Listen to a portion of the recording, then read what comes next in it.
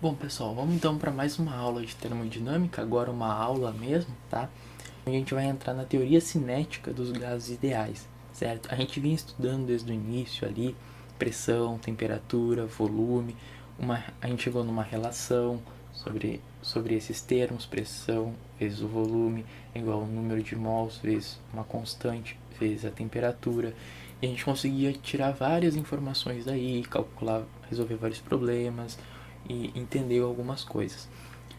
E desde o início eu falo para vocês o seguinte: olha, a pressão é devida aos choques das partículas, das moléculas lá, que a gente não vai diferenciar os termos aqui, devido a esses choques que as partículas fazem na parede do recipiente, porque elas estão em um movimento desordenado, tá? Aleatório, em constantes choques e tudo mais. A temperatura, a mesma coisa, é devido à agitação delas ali dentro, tá? A, esses, a essas colisões. E no momento em que a gente, por exemplo, transfere energia para esse gás na forma de calor ou na forma de trabalho, pelo princípio da conservação da energia, essa energia vai para algum lugar. E ela vai para onde? Para essas moléculas, aumentando então a energia cinética delas, e essa energia cinética faz elas se movimentarem mais e por isso aumentar a pressão e a temperatura, tá bom?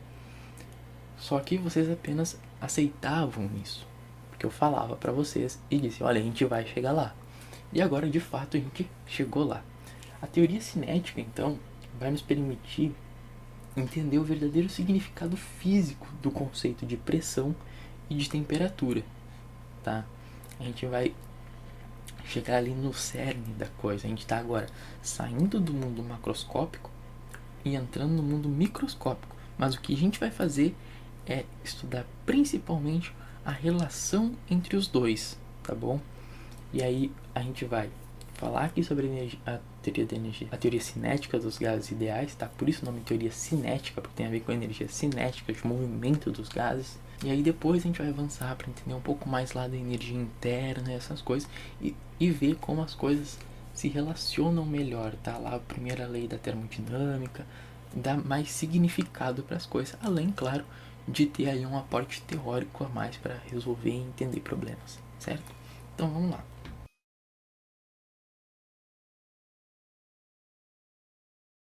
Então aqui eu só fiz um esquema para a gente entender um pouco melhor que a gente está fazendo uma relação entre os parâmetros, entre o mundo macroscópico e o mundo microscópico, tá?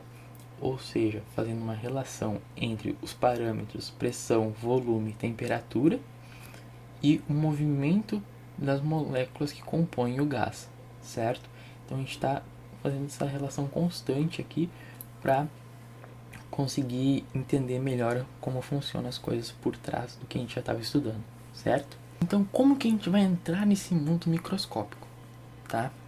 Primeira coisa que a gente vai fazer é um modelo do gás ideal. A gente já estava fazendo isso antes, tá? A gente já viu um pouco sobre esse modelo, só agora vamos rever e especificar algumas coisas, tá? Lembrando que um modelo é uma imagem mental simplificada, tá? E idealizada que simula, daí com maior ou menor precisão, o comportamento de um sistema. A gente tem um sistema que é um gás, e a gente vai idealizar ele, ou seja, deixar ele mais simples para a gente poder estudar. Aí posteriormente a gente vai acrescentando mais coisas e dificultando um pouco esse modelo. Mas o que nos interessa agora é simplificar ao máximo esse modelo para poder estudar, certo? Bom, então o modelo microscópico do gás ideal, tá? A gente tem as seguintes considerações. Uma amostra de gás é constituída por um número muito grande de moléculas em um movimento desordenado. Tá? A gente já tinha falado isso, um número muito grande ali de moléculas que estão em movimento para lados que a gente não prevê, certo? As forças intermoleculares são desprezíveis, isso é, as moléculas interagem apenas nas colisões mútuas com as paredes do recipiente e o seu movimento entre colisões sucessivas é retilíneo e uniforme. A gente já tinha visto essa parte das forças intermoleculares serem desprezíveis, ou seja, a gente não considera essas forças, essas interações entre as moléculas, tá? Tinha até uma questão sobre isso. E elas interagem apenas então nas colisões, tá? uma com as outras e com o aparelho do recipiente, e o seu movimento é retilíneo e uniforme, tá? As colisões são elásticas e de duração desprezível, ok? As dimensões das moléculas são muito menores do que a distância média entre elas, e seu volume próprio pode ser desprezado frente ao volume do recipiente, tá? Então, a distância entre as moléculas, tá? Aqui a gente vai falar muito em distância média, velocidade média. Por quê? Porque a gente não tem ali, são, como a gente diz aqui, ó, são muitas moléculas, tá? Um número muito grande aí, na ordem do número de Avogadro, tá? Então, a gente sempre vai tirar uma média, tá? Porque a gente não consegue ver de cada uma. Então, a gente sempre vai tirar essa média. E o volume pode ser desprezado em comparação com o volume do recipiente, o que é bem razoável, né? Porque a gente for considerar aí o tamanho de uma molécula para o tamanho, sei lá, de um copo em que vai estar esse gás, esse volume da molécula é desprezível. O movimento das moléculas que constituem a amostra de gás acontece segundo as leis de Newton, tá? Isso aqui é bem importante, por quê? Porque elas vão ter que obedecer às leis de Newton, tá? E com isso a gente poder utilizar tudo que a gente sabe lá das leis de Newton, da dinâmica que a gente já estudou anteriormente, para poder então deduzir o movimento, deduzir a energia dessas moléculas, tá bom?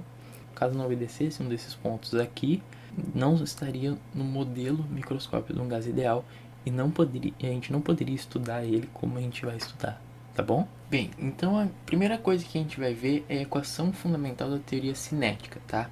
A respeito da pressão do gás, ou seja, ver a relação entre a pressão, né, que a gente pode medir, e o movimento das partículas das moléculas lá dentro, tá bom? Então, vamos lá. Então, a primeira coisa que a gente vai fazer é montar o nosso problema.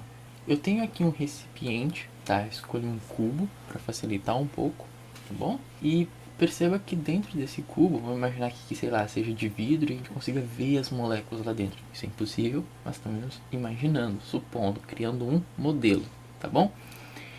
Então, essas moléculas, tá? Cada molécula dessa daqui, ó, tá movimentando aleatoriamente. Ó, essa vem pra cá, essa também, essa vem pra baixo, essa aqui tá batendo na parede, enfim, tá bom? E aí, aqui eu coloquei o sistema de coordenadas, tá? X, Y e Z, só pra gente se orientar. Aí você pode dizer, meu Deus, Juliano, em todos esses anos dessa indústria vital, eu nunca trabalhei em 3 dimensões, no máximo 2, né? Ok, mas a gente não precisa se assustar com isso, porque a gente vai simplificar, vai facilitar as coisas, tá? Não é uma coisa absurda, a gente vai ver um pouquinho mais desse 3D daqui a pouco, tá bom? Esse cubo, tá? Tem aresta de tamanho L, ok? Não defini valor, é L, tá? L, L e L. Suponha então que a gente tenha N mols de um gás numa caixa de volume V.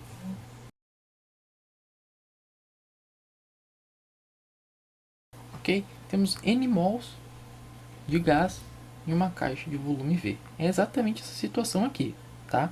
Um número N, que a gente não sabe quanto é, de mols, numa caixa de volume V, o volume pode ser qualquer um, ok?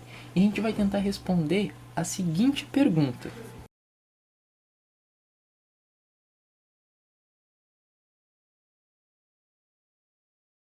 Certo? Então a nossa pergunta é: qual a relação entre a pressão do gás sobre as paredes do recipiente, tá? Qual é a relação entre a pressão que o gás exerce nas paredes do recipiente e a velocidade das moléculas do gás, tá? Exatamente isso que a gente vai tentar responder. Esse é o nosso problema e é isso que a gente vai resolver agora, tá bom?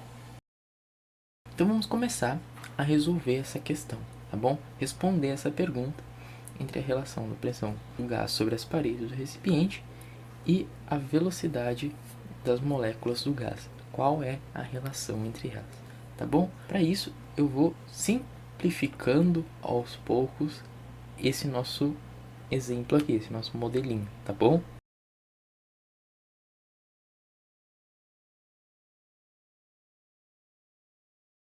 Certo? Então aqui eu representei o mesmo cubo, a mesma caixa que a gente tinha, Só que agora eu foquei apenas em uma molécula dessa. E eu vou analisar o que acontece com ela, tá bom? E a gente estende isso ao que acontece com todas as outras, tá? Então a gente vai analisar apenas uma inicialmente e assim ir inferindo o que acontece com as outras, tá bom? Perceba que aqui eu tenho a nossa molécula, tá? A nossa partícula, e ela tem uma certa velocidade. Aqui a gente já vai estar trabalhando com uma velocidade em 3 dimensões, tá? Você pode dizer, como assim, Juliano? O mais próximo que vocês chegavam disso, provavelmente, era uma velocidade em 2 dimensões, lá no lançamento de projétil, lembra? X e Y, e aí tinha aqui um certo projétil, enfim, algum objeto que estaria se movendo nessas duas direções simultaneamente. Então a gente poderia pegar aqui esse ponto e descrever ele, esse objeto, tá, nessas 2 dimensões. Agora, basicamente, a gente vai ter uma dimensão a mais, que é o nosso z, certo? Então, basicamente, é descrever velocidade, só que em uma coordenada a mais, tá bom? Tá? Então aqui eu peguei e simplifiquei um pouco mais o nosso exemplo, né? O nosso modelo da nossa caixinha com um gás ali dentro. E considerei apenas uma dessas moléculas. Lembrando, tá, que aqui a gente está considerando um gás monoatômico. O que quer dizer um gás monoatômico? A gente vai ver em detalhes um gás monoatômico, um gás diatômico posteriormente.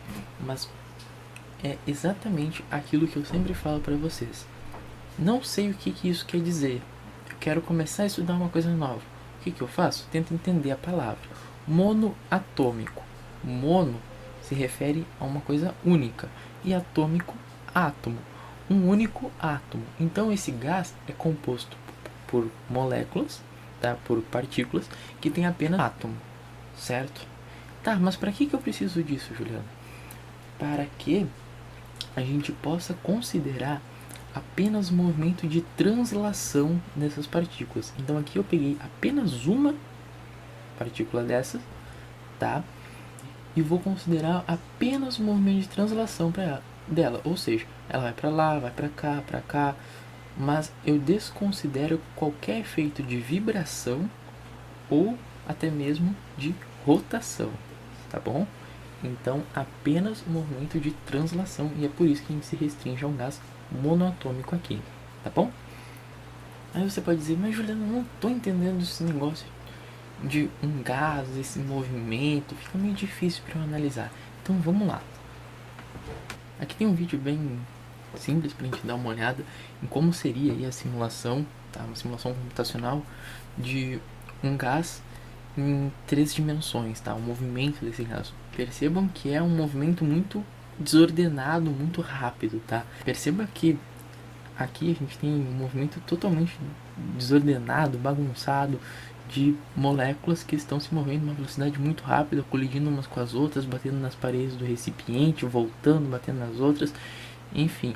Isso é uma simulação 3D, assim, pra gente poder ter uma noção do que está acontecendo dentro da caixa. Tá, então se a gente quer achar essa relação entre pressão e a velocidade das moléculas, vamos ver primeiro como que a gente define então pressão, né? Pressão do gás pode ser definida como, bom, pressão é igual a força sobre a área, tá? Então, a força que cada molécula faz em determinada areazinha, tá? Vamos supor aqui uma área pequenininha, tá? A pressão, a força que cada molécula exerce nessa pequena área ao colidir com ela. Só que eu não quero, eu estou considerando de uma, tá? Só que ao final das contas, para tirar a pressão do gás totalmente, eu tenho que considerar a força de todas, tá? Mas a gente não tem como calcular exatamente a força de cada uma, tá? Então a gente pode calcular, tá? A gente pode estimar, como a gente vai ver agora, a força média exercida por elas, tá? Então isso daqui vai ser o quê? A força média exercida por N moléculas, ou seja, o número de moléculas que tem aqui. Então, N é igual ao número de moléculas que tem aqui. Vamos dizer que, sei lá, tenha 1 milhão de moléculas, tá? Então N é igual a 1 milhão, ok? E a gente vai calcular então a força média exercida por essas 1 milhão de moléculas, tá bom? Dividido então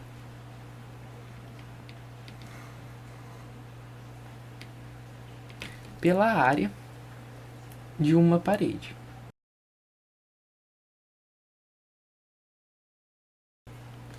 Então eu vou calcular exatamente, tá, a força média que um número n, tá, de moléculas exerce em uma parede, tá, do recipiente, ok? Como aqui cada aresta vale L, a área então é L ao quadrado, ok? Estamos trabalhando com cubo. Então eu vou pegar isso daqui e vou simplificar ainda mais para a gente poder dar meio que um zoom aqui para a gente poder analisar um pouco melhor, tá bom?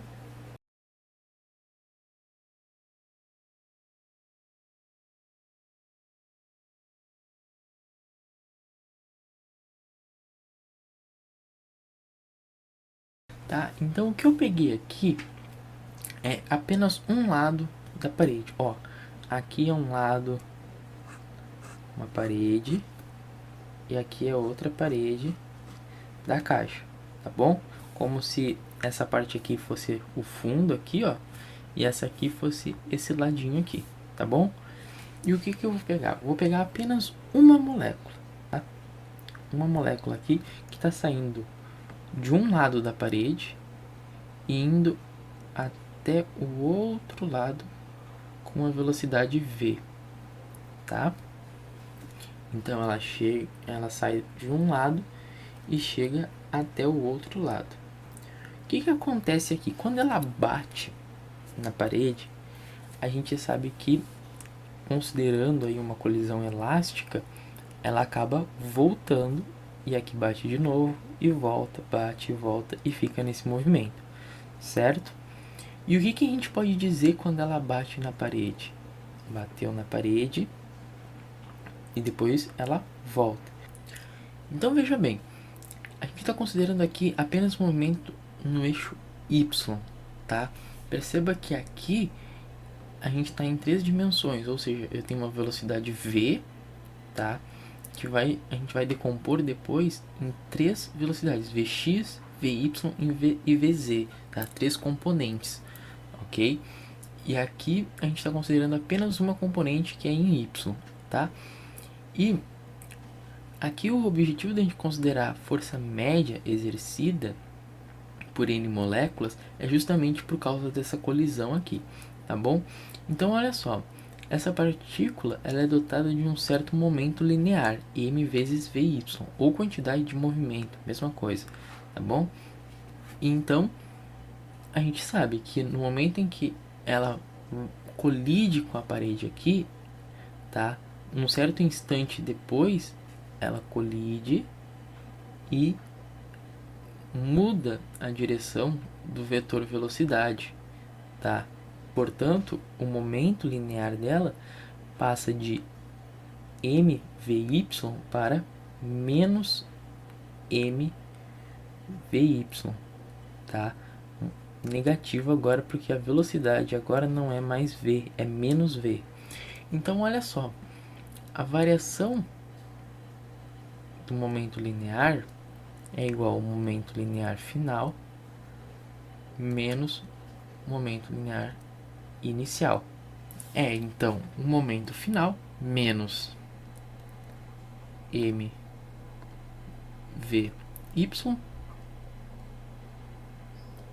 menos mvy, que é o nosso momento inicial. Portanto, a variação do momento linear é menos 2 vezes mvy, onde esse sinal de menos aqui simplesmente indica, né, que a variação de momento tem um sentido oposto àquele que eu escolhi para ser o meu eixo positivo. Agora, olha só que interessante. A gente está tentando determinar a força média, certo? Mas lembrem-se lá que força, tá, pode ser determinada também como a taxa de variação do momento linear, ou seja, a razão entre a variação do momento linear pelo tempo, ok? E não é difícil determinar esse tempo aqui, tá bom? Porque olha só, ΔT, tá? O nosso ΔT vai ser o que? A distância dividido pela velocidade, tá? Considerando, claro, apenas uma direção, tá? Aqui vai ser a nossa velocidade em y, então, tá? Bom, qual é a distância que essa partícula percorre? Ela vai daqui até aqui, isso dá L, e volta. Então, 2L, ou seja, 2L sobre VY é o tempo que ela leva. Agora, então, juntando nessa equação essa partezinha aqui e essa aqui, tá? E no momento, então, que eu fizer essa divisão aqui, eu vou ter a força média, tá bom? A força média que essa partícula exerce nessa parede, tá? Aí, note aqui, ó, a variação do momento linear é menos 2 mv, ok? Menos 2 vezes a massa da partícula vezes a velocidade na direção y. Só que isso daqui a gente vai estar descrevendo como a força que a partícula está fazendo aqui. E note que está negativa. Só que pela terceira lei de Newton é igual à força que a parede faz na partícula. Então, ok, a gente pode considerar apenas o módulo disso, ou seja, 2 mvy, tá? Dividido por 2L sobre VY, tá? Aqui esse 2 cancela com esse 2. Eu vou ter, portanto, mvy ao quadrado sobre L, como sendo a força média, tá bom? Então a gente tem que a força média que uma molécula exerce numa parede é mv quadrado, tá? Na direção y, dividido por L, certo? Então olha só, a força total, tá? Força total que é exercida por todas as moléculas naquela parede vai ser o que então? Bom, massa vezes a velocidade da partícula 1 na direção y, né, ao quadrado, dividido por L, mais a massa vezes a velocidade da partícula 2 na direção y ao quadrado, dividido por L, mais a massa vezes a velocidade da partícula n na direção y ao quadrado, dividido por 2. Ou seja, isso daqui representa que eu estou somando todas as partículas até o número n. Lembra que o número n é o nosso total de partículas? Tá? Então, é isso que a gente está fazendo aqui. Então, essa é a força total, ou seja, é somar a força média de cada molécula, tá? Acabei de fazer isso. Então, voltando lá, a gente tinha que a pressão do gás era a força sobre a área. Então, a pressão do gás vai ser o quê? Então, vai ser a força total dividido pela área. E a área era quanto? Era L ao quadrado, certo? Então, olha só, isso aqui vai ficar igual a esse L vai multiplicar todos esses L's aqui. Então, eu vou ficar com massa. Percebe que a massa de todas são iguais, considerando o mesmo gás. Então, eu vou colocar a massa em evidência. A massa vezes a velocidade da partícula 1 na direção y, mais a velocidade da partícula 2 na direção y, mais a soma de todas até somar todas as n partículas, tá? Isso aqui todas ao quadrado, ok? Dividido então por L ao cubo, ok? L ao quadrado vezes L, L ao cubo, certo? E L ao cubo é o que? É o nosso volume, né? Pensando em uma caixa, tá? Então, isso fica igual a massa sobre o volume vezes. Só que perceba então que aqui eu vou ter então a massa sobre o volume, que é o mesmo para todas as moléculas, tá? Multiplicado pela velocidade quadrada ao quadrado de cada uma, tá? Então eu posso reescrever isso daqui, tá?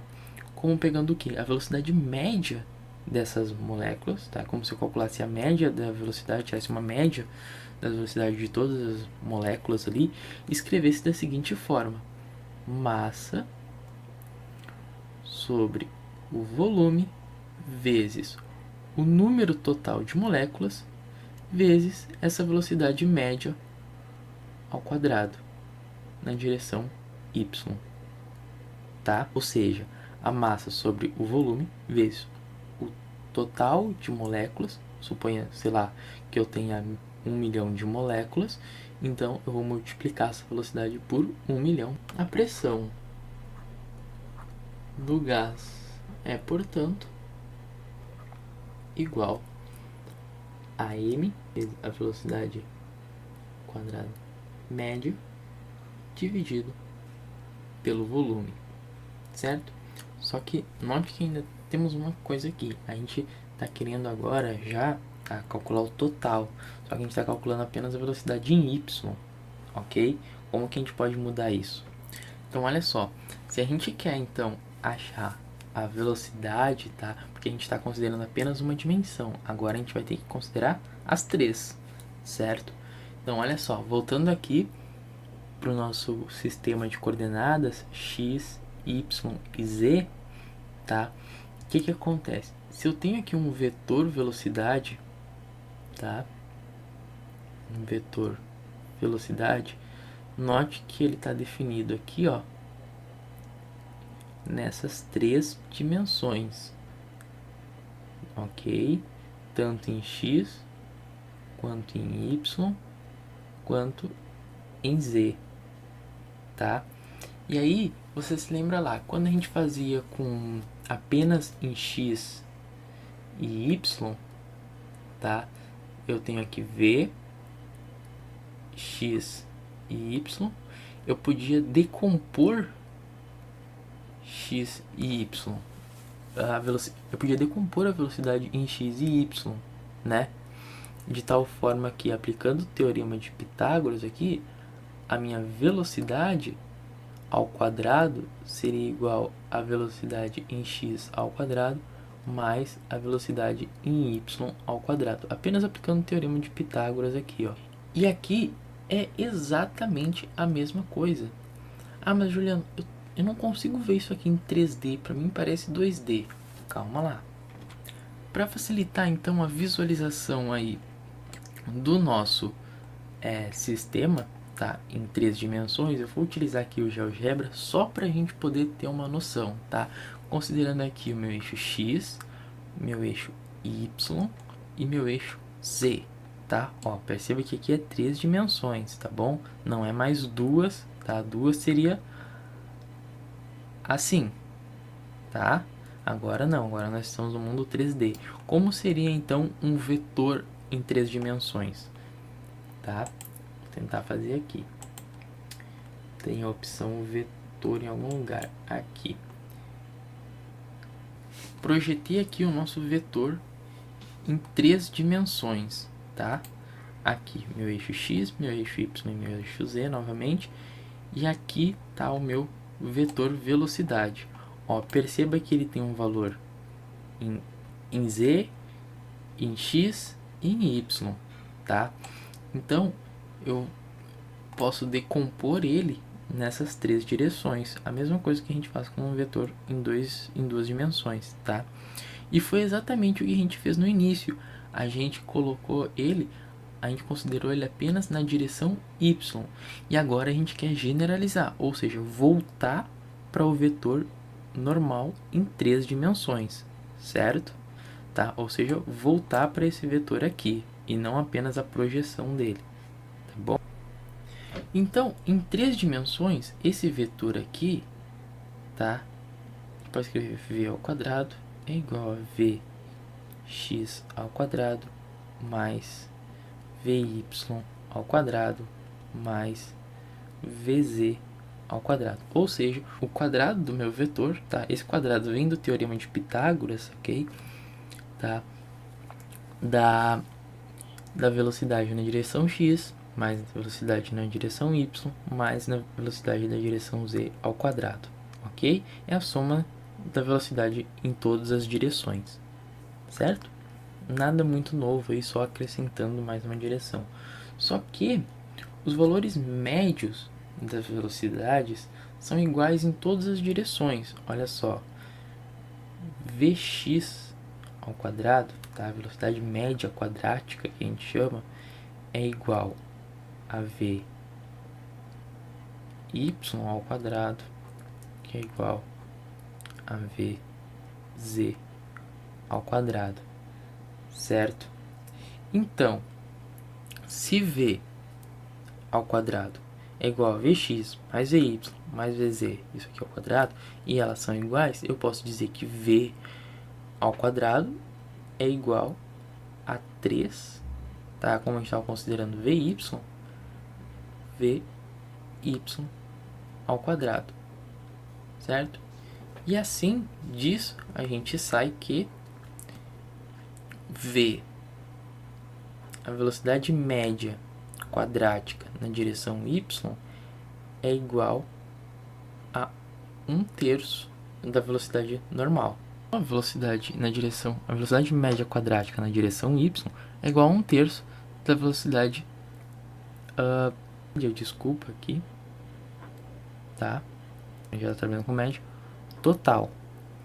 Então, olha só, aqui eu posso reescrever isso daqui da seguinte forma: a pressão do gás é igual a m n média da velocidade ao quadrado, agora já é nas 3 dimensões, tá? Dividido por 3 vezes o volume, certo? Agora, olha só. Agora, note uma coisa interessante. Eu tenho massa vezes o número total de moléculas vezes a média da velocidade ao quadrado.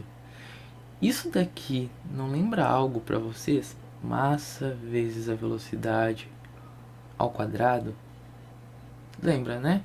Lembra lá a energia cinética, que é igual a massa vezes velocidade ao quadrado dividido por 2, tá?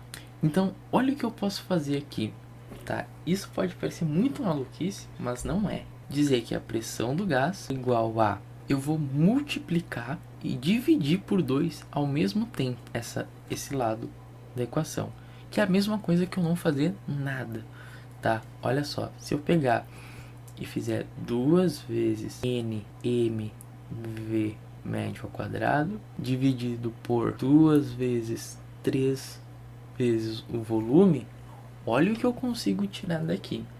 Perceba que eu multipliquei por 2 e dividi por 2, ou seja, não alterou em nada, porque 2 pode cancelar com esse 2, tá? Eu só coloquei aqui porque agora eu posso fazer o seguinte: aqui eu tenho a minha relação de energia cinética média, tá bom? A gente está calculando a velocidade média.